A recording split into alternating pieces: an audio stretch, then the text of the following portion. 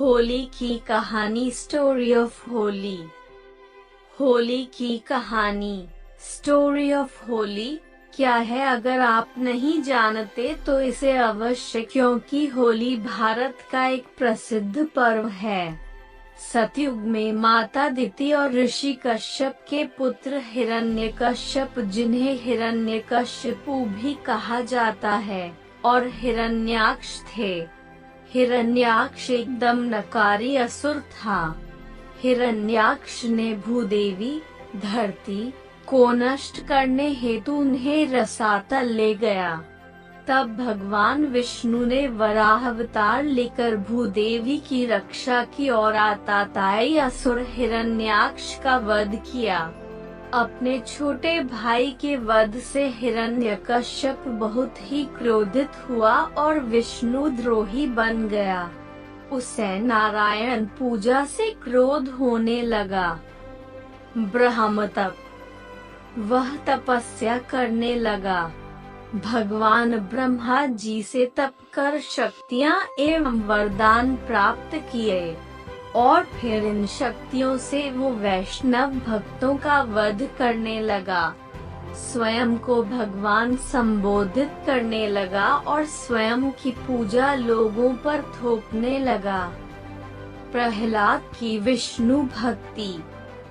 परंतु जब पुत्र की बात आई तो हिरण्यकश्यप की सभी शक्तियाँ और वरदान धरे के धरे रह गए। वह परम विष्णु भक्त था। हिरण्यकश्यप ने अपने पुत्र प्रहलाद को प्रेम, लोभ, मोह, भय सब प्रकार से समझाने का प्रयास किया कि विष्णु असुरों के शत्रु हैं। परंतु प्रहलाद की भक्ति दिन प्रतिदिन बढ़ती गई और अपने पुत्र को विष्णु भक्ति करते देख हिरण्यकश्यप सह नहीं पाया। उसका क्रोध सारी सीमाएं लांघ गया।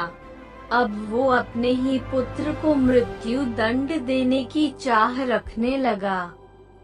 होलिका हिरण्यकश्यप और हिरण्याक्ष की बहन थी होलिका।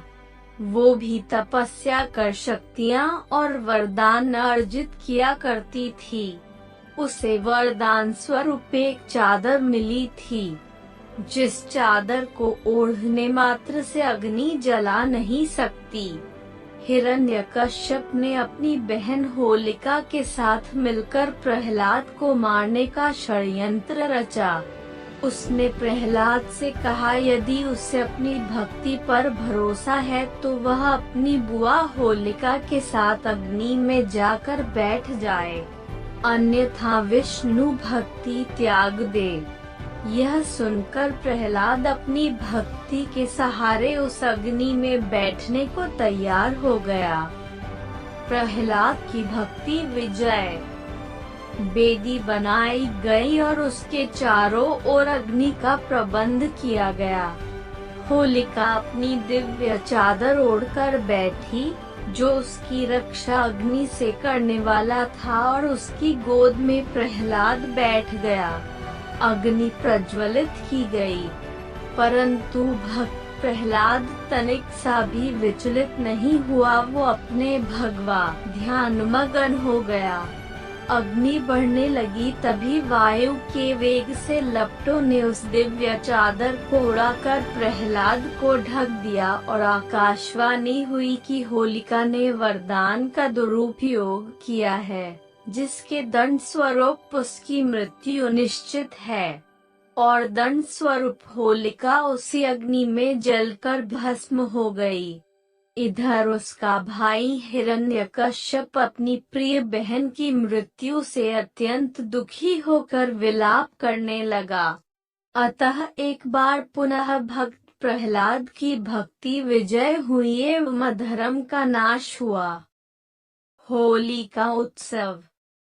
प्रहलाद को सुरक्षित देख प्रजा में संतोष दिखा। प्रजा ने उत्सव मनाया।